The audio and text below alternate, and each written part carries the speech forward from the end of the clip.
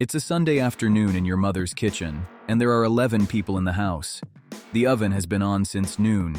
You are standing at the counter with a paper plate in your hand. Your cousin Ray is by the fridge with a can of soda, telling the room what kind of man you turned out to be. Ray uses the word thief, not shouting. Just loud enough that your mother, who is 4 feet away with a dish towel over her shoulder, has to decide whether she heard it. Nobody in this kitchen knows that there is $874,000 in a bank account with your name on it. Not your mother, not your sister, not the man calling you a thief. And the reason Ray is calling you that is a text message you sent 9 days ago. 2 words long. I can't. Here is what makes this afternoon strange. You could pay for everything in this room. The house, the oven, the 11 people's cars in the driveway. You are the first person in your family, going back as far as anyone can name, to have $1 million. And you are standing here holding a paper plate, being called a thief, and saying nothing. You don't say anything because you already know something Ray doesn't. Saying yes to him 9 days ago would not have cost you $40,000. It would have cost you every Sunday after this one. Because the day one cousin gets money out of you, every other person in this family learns that money can be gotten out of you. From then on, every dinner is somebody working up to asking. That's the thing nobody explains about being the first person in your family to have money. The money is the easy part. The math is simple. The accounts are boring. The whole financial side of it takes about 4 hours a year. What nobody warns you about is that money changes what your family thinks it's allowed to ask for, and it changes it permanently.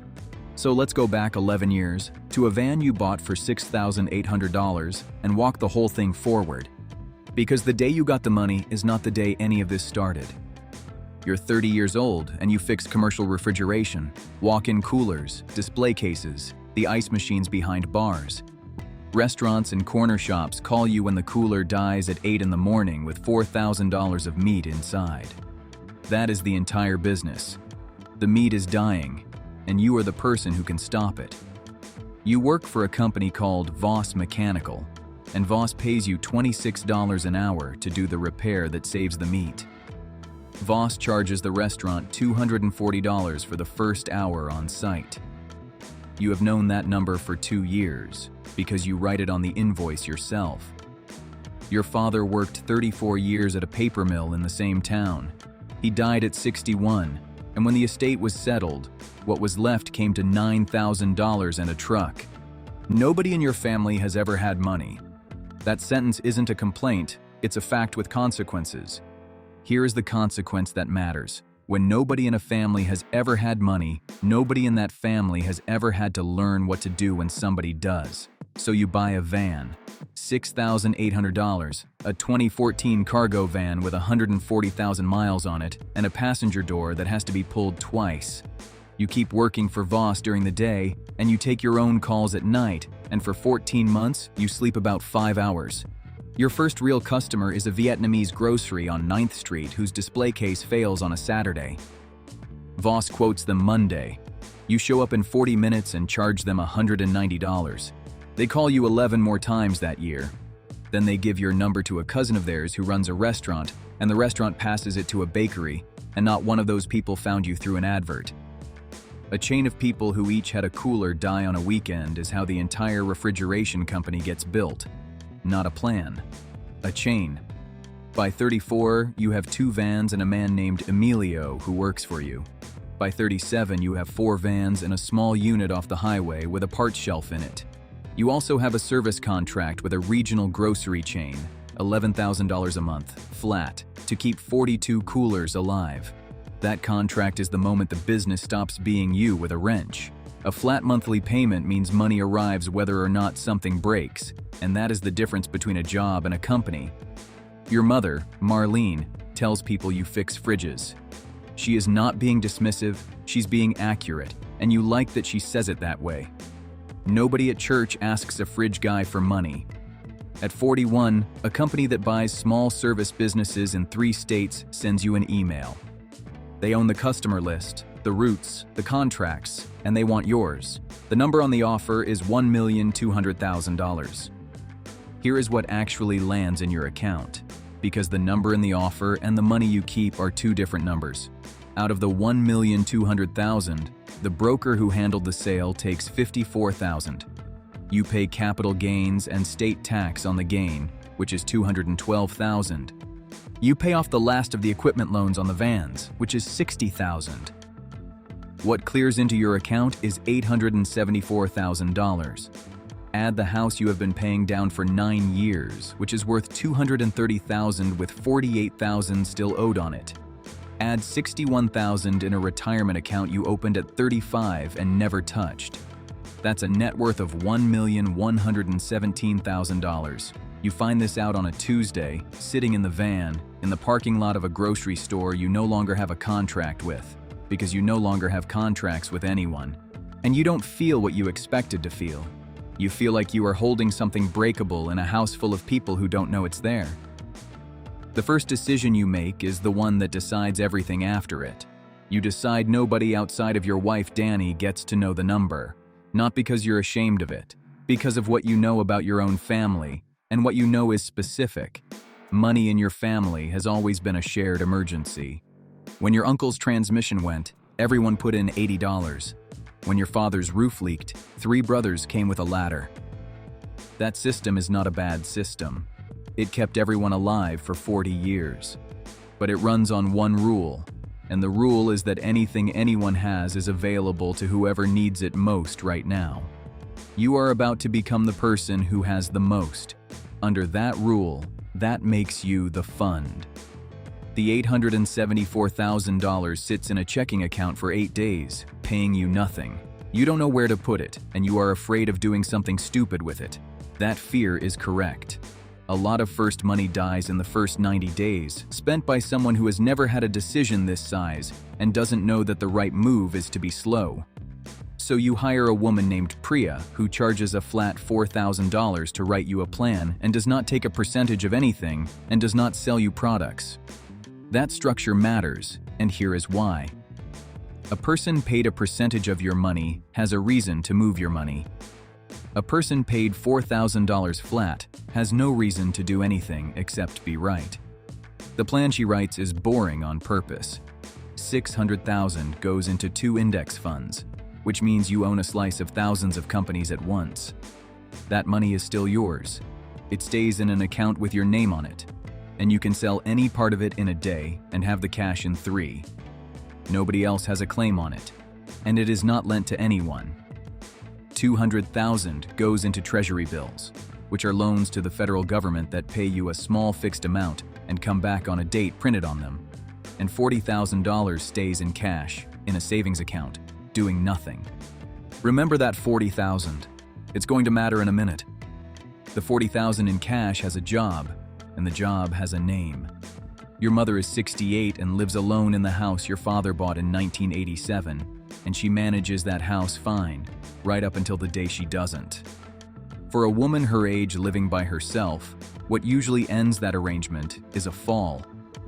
She goes down on the stairs, breaks a hip, and comes out of hospital needing somebody in the house every day. That kind of care runs between $50,000 and $70,000 a year. It starts the same week it happens, and nobody gets any warning that the week is coming. The $40,000 is the front half of that bill, sitting ready. It is not spare money. It is money with a person's name on it. You also do the arithmetic on what you actually need to live, which is the number that makes the rest of the video make sense. Your house payment, food, insurance, gas, the whole life comes to about $52,000 a year.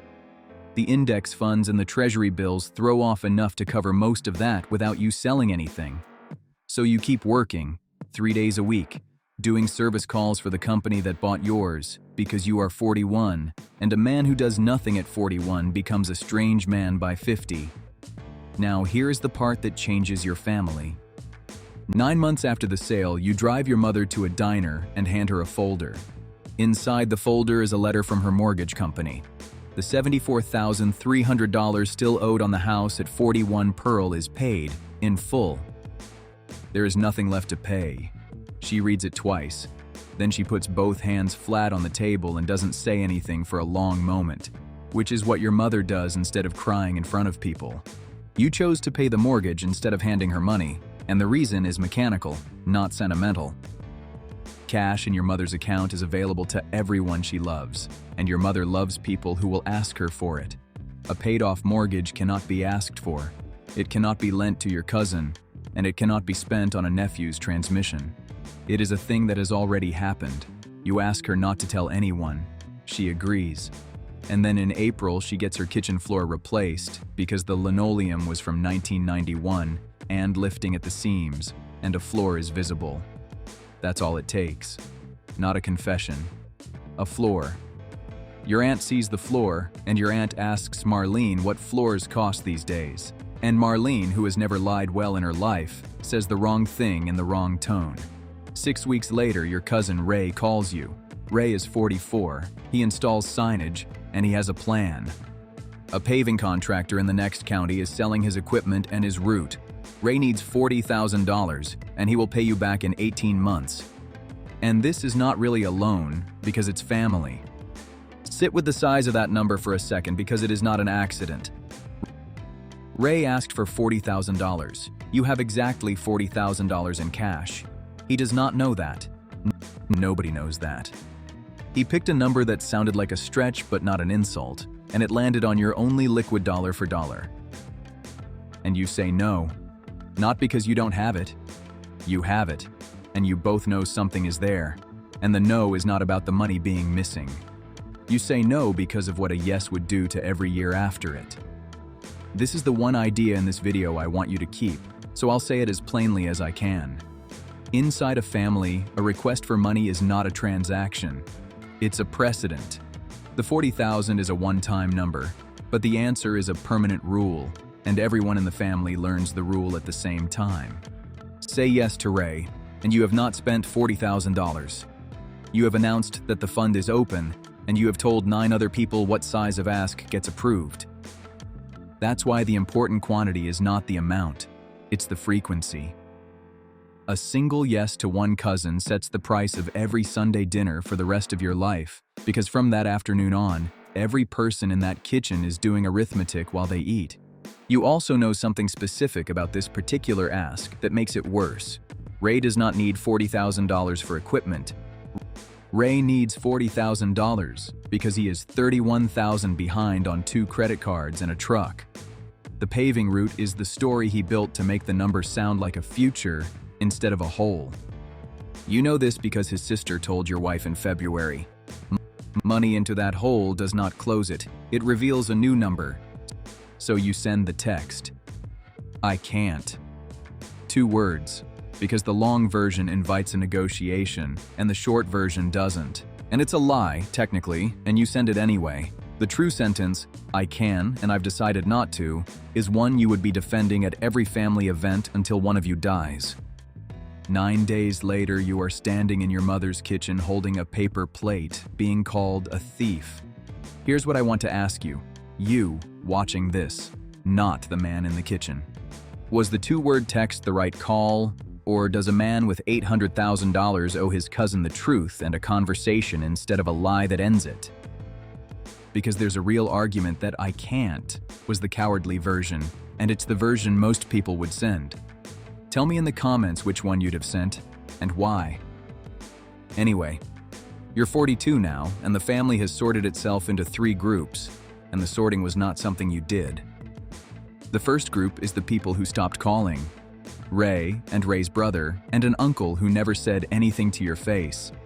That group is smaller than you feared, and it went quiet faster than you expected.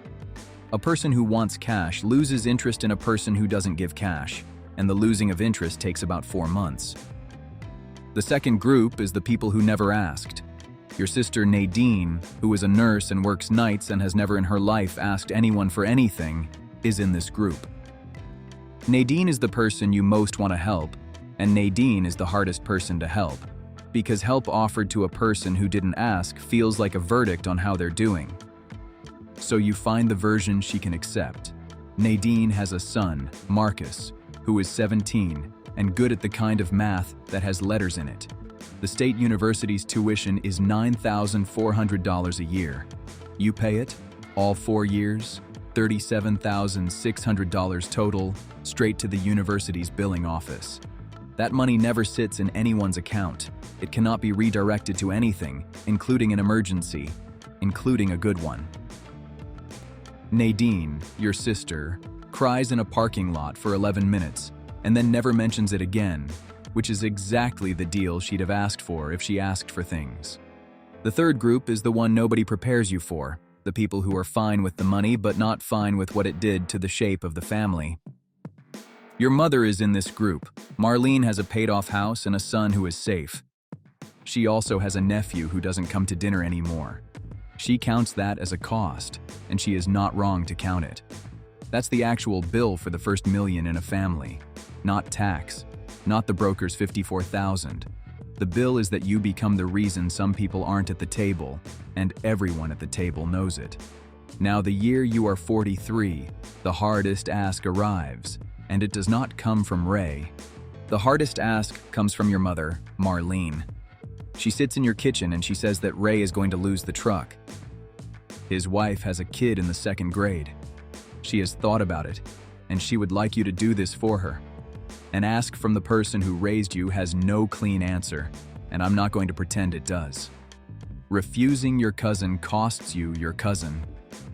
Refusing your mother costs you something you can't price. You say a version of yes, and the version matters. You tell her you will not give Ray $40,000, and you will not give Ray any dollars at all.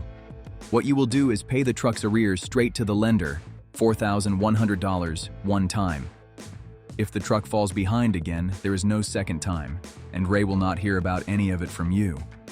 Your mother takes that deal because it saves the truck, which was the thing she was actually asking about, and the shape of it holds the line. No cash, paid to the institution, named as a single event out loud in advance. Ray finds out anyway, and it does not make him grateful. 12 years of this teaches you something that sounds bitter and isn't. Help does not buy affection. It buys the specific thing it paid for. The truck kept running. That's what $4,100 bought. Anyone who tells you it should have bought peace is selling something. Meanwhile, the money does the thing money does when you leave it alone, which is almost nothing, visibly, for a long time. That's worth saying plainly because it's the opposite of how money looks in every video about money. There is no moment, nothing arrives. The index funds go down 11% in one autumn and you don't sell. The reason isn't courage. Your life costs $52,000 a year, and none of it depends on what the funds did this month. At 45, you own a 2014 van with a passenger door you pull twice, and you now know that this is not a quirk of yours. In a landmark study of American millionaires, half of the people surveyed had never in their lives paid more than $29,000 for a vehicle. The most expensive suit a typical one had ever bought was about $400. The study is from 1996, so those dollar amounts are old, and a car costs more than that now. The pattern isn't dated. People who keep money mostly look like people who don't have it. The same study found something that matters more for this particular story. More than 8 out of 10 of those millionaires were the first generation in their family to have money, which means the situation you are in, first one, no map, everyone watching, is not the rare case. It's the normal case. Almost nobody who has money learned this from a parent. They all had a version of Ray. At 47, you do the arithmetic again, and it comes out strange. Your net worth has grown to about $1,400,000 without you working a full week in 6 years. You have not been clever. You have been slow, and slow is a strategy that nobody can see you executing. Marcus graduates that spring with a degree in mechanical engineering and no debt, which puts him in a category that did not exist in your family before. He takes a job in a city 4 hours away, making $68,000 a year. And here is the moment the whole 11 years lands, and it is a boring moment in a parking lot, which is where the real ones happen. Marcus calls you in October because his car needs a repair he can't cover this month, and he asks if you can front him $400 until the 15th. $400. Marcus asks like it costs him something to ask. He names a date, and on the 14th, the $400 comes back. A phone call like that is what you actually built, not the million. A person in your family who treats $400 as a thing that has to come back. Under the old rule, anything anyone has belongs to whoever needs it most right now. That phone call doesn't happen, because under the old rule, the money was never his to return. You are 50 now. The kitchen at 41 Pearl still has the floor from that April. Ray does not come to dinner, and 8 years in, that has stopped being a wound and become a fact, the way a scar stops being an injury. Your mother is 77 and lives in a paid-off house. The $40,000 in cash is now $75,000. It still has her name on it, and it has still never been touched. Nobody in the family knows the number. 2 people at the table have degrees that got paid for. The oven has been on since noon. So here are the 3 things worth taking with you, and they are not about investing, because investing was the easy part of this. First, set the rule before the first ask, not during it. The first request for money in a family is not answered on its own terms. It becomes the rule everyone else operates under, and you will never again get to answer it with a clear head. Write down now, while nobody is asking, what form your help takes.